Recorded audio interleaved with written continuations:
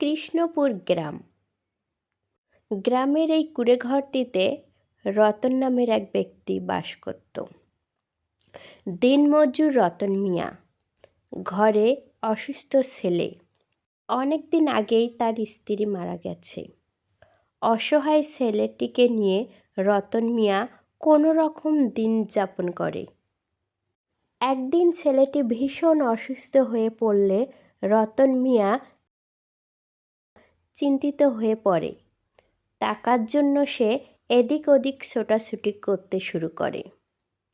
সে তার বন্ধুর কাছে আসে। বন্ধু, আমাকে কিছু টাকা দিতে পাবি? আমার ছেলেটা ভীষণ অসুস্থ।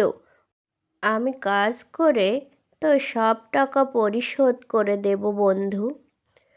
আরে, তুই দিনমজুর হয়ে কিভাবে আমার টাকা শোধ করবি? রতন মিয়া মনে কষ্ট পেয়ে সেখান থেকে চলে যায় আর নদীর ধারে বসে তার অতীত দিনের সব কথা মনে করতে থাকে।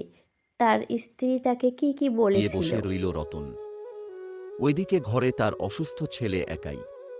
তারপর কোনো উপায় না পেয়ে আবারও বাড়ির পথে হাঁটতে লাগল রতন। এমন সময় একজন তাকে দেখে জিজ্ঞেস করল, এই যে মশাই একা একা কি বলতে বলতে যাচ্ছেন? তেমন কিছু নয়, কিন্তু আপনাকে ঠিক চিনলাম না। আপনি আমাকে না চিনলেও আমি কিন্তু আপনাকে চিনতে পেরেছি। এবার বলুন তো কি হয়েছে, আপনাকে এত চিন্তিত লাগছে কেন?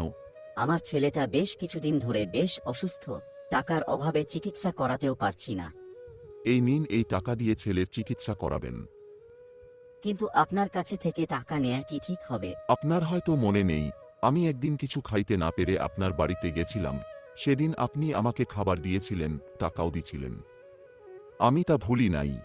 ধন্যবাদ, উপরওয়ালা আপনার ভালো করুক। টাকা নিয়ে রতন বাড়িতে গিয়ে ছেলেকে ডাক্তার দেখালো। তারপর ছেলে সুস্থ হয়ে উঠল এবং সুন্দরভাবে জীবন কাটাতে লাগল। নীতিকথা, কারো উপকার করলে তার ফল আপনিও পাবেন।